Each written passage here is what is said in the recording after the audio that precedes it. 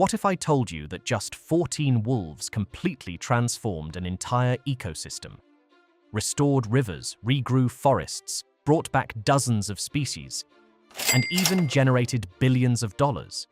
It sounds unbelievable, but it actually happened in Yellowstone National Park. The story begins in the 1800s when settlers moved west across America, bringing livestock like cows and sheep into new territories. These lands, however, were already home to wolves. To protect their animals, settlers began killing wolves in large numbers. The US government even supported this effort, paying hunters to eliminate wolves using traps, guns, and poison.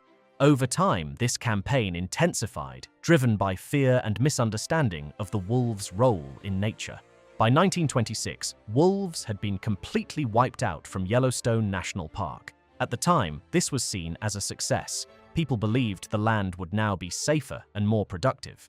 What they didn't realize was that removing wolves would trigger a chain reaction that would disrupt the entire ecosystem. With wolves gone, Yellowstone began to change in ways no one expected.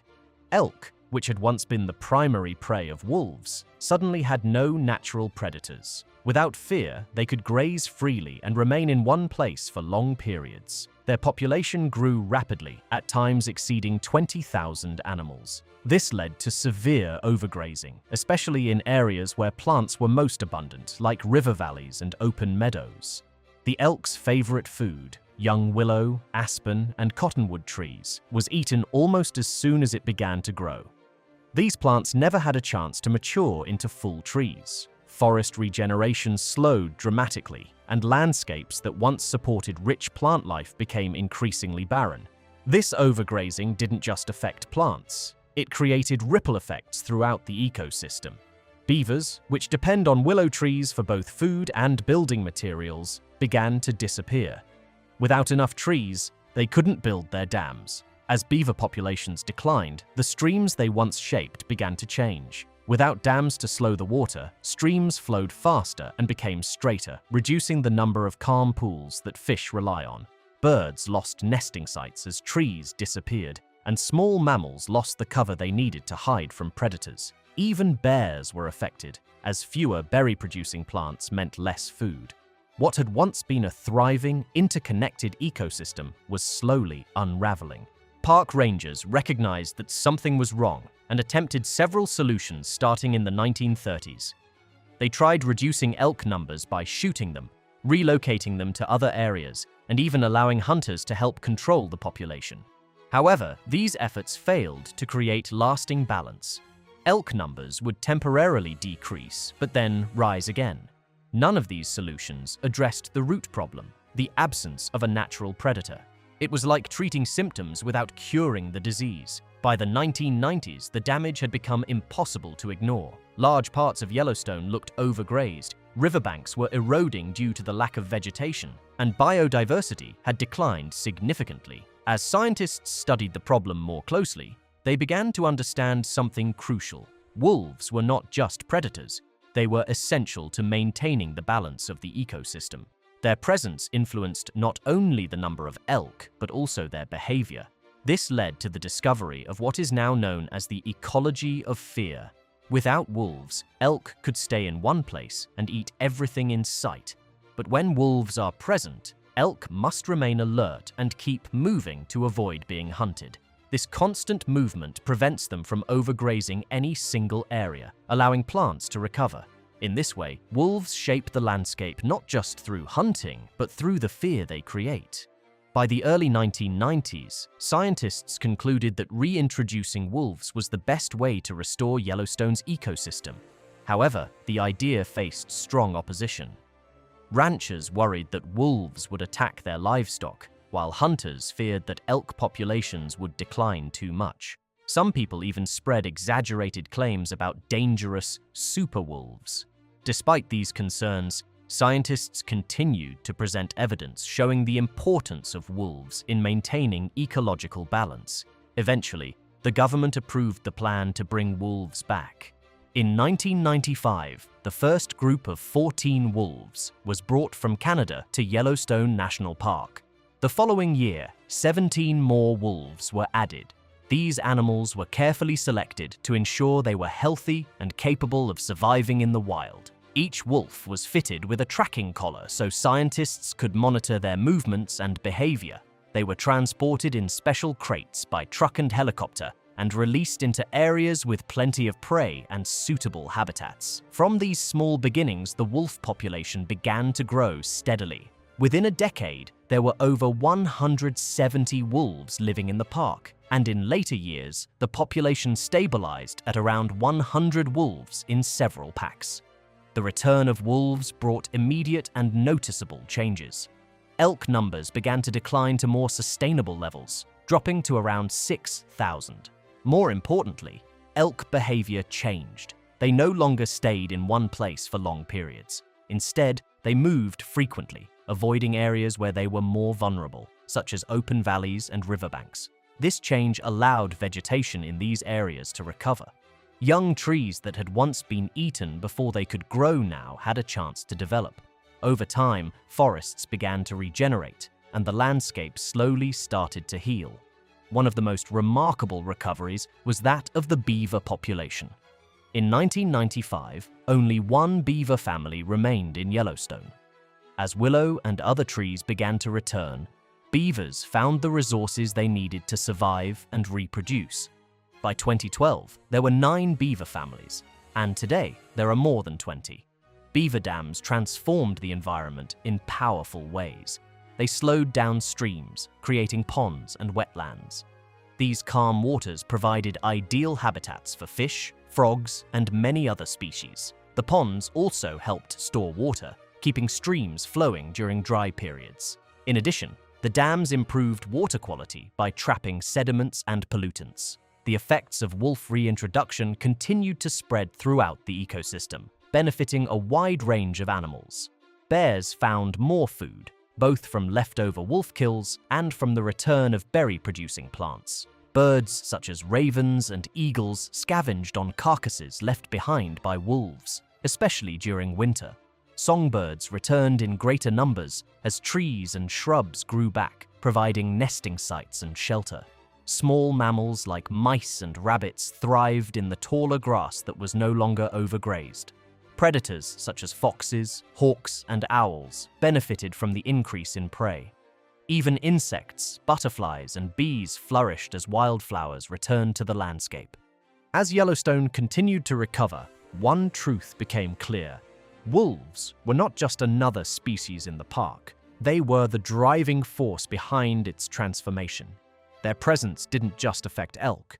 It reshaped the entire ecosystem in ways scientists were still discovering years later. One of the most important effects of wolves was how they supported other animals. When wolves hunt, they don't eat everything.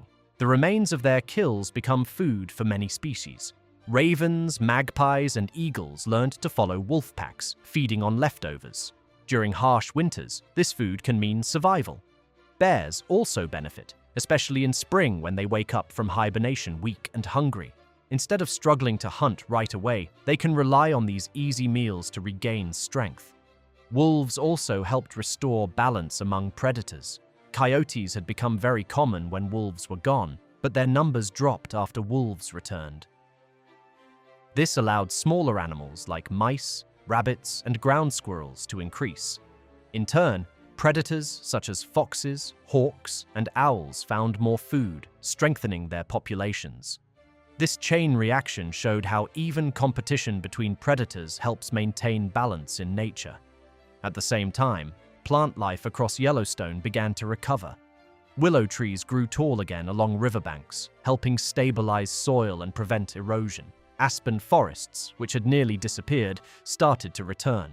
Berry bushes spread, providing food for bears and birds. Meadows once stripped bare by elk slowly filled with grass and wildflowers.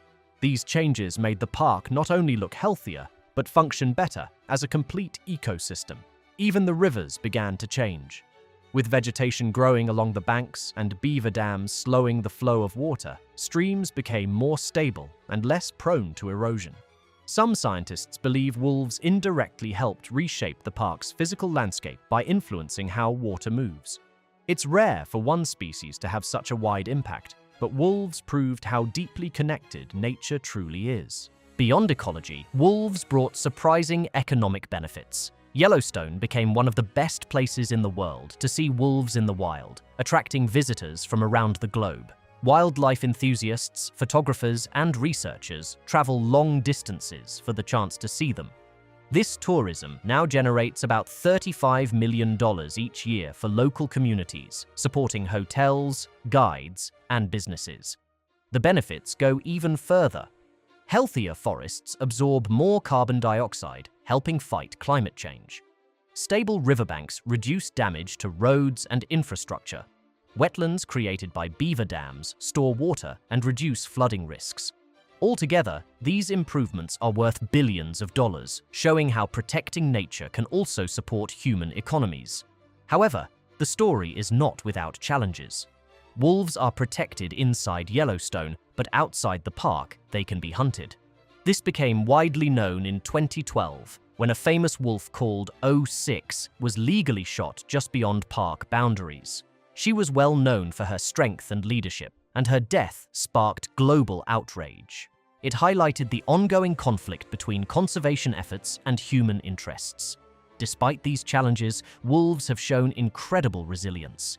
Even when a pack loses its leader, it can reorganize and survive. Wolves form strong social bonds, working together to hunt and raise their young. Scientists have observed behaviors that suggest emotional depth, including signs of grief when a pack member dies. They also form close social connections within their packs, much like friendships. Researchers have also discovered how adaptable wolves are. They change hunting strategies depending on the season, sometimes working in smaller groups during summer and hunting as a full pack in winter. They often target older or weaker animals, which helps keep prey populations healthier and reduces the spread of disease. In this way, wolves act as a natural form of population control. The success of Yellowstone's wolves has inspired conservation efforts around the world. Wolves are returning to parts of Europe, and countries are studying Yellowstone as a model for restoring ecosystems. Even places like Scotland have considered reintroducing wolves to manage deer populations. The lessons learned here are shaping how scientists approach conservation globally. Today, the Greater Yellowstone ecosystem is home to hundreds of wolves living in multiple packs. They attract hundreds of thousands of visitors each year and continue to play a vital role in maintaining balance. Forests are healthier, rivers are more stable, and wildlife is more diverse than before. Perhaps the most surprising change is in people's attitudes. Ranchers and communities that once opposed wolves are beginning to see their benefits. Healthier ecosystems provide better grazing land, and some have even turned wolf watching into a source of income. What was once feared is now, in many cases, valued. In the end, this story is about more than wolves. It's about how nature works as a connected system. Removing one key species caused widespread damage, but bringing it back triggered an incredible recovery. It showed that nature can heal itself if given the chance. Just 14 wolves were enough to spark one of the greatest ecological recoveries ever seen, a powerful reminder that even small changes can have massive impacts. If you enjoyed this video, hit subscribe, like, and turn on notifications for more incredible stories about nature, wildlife, and amazing discoveries.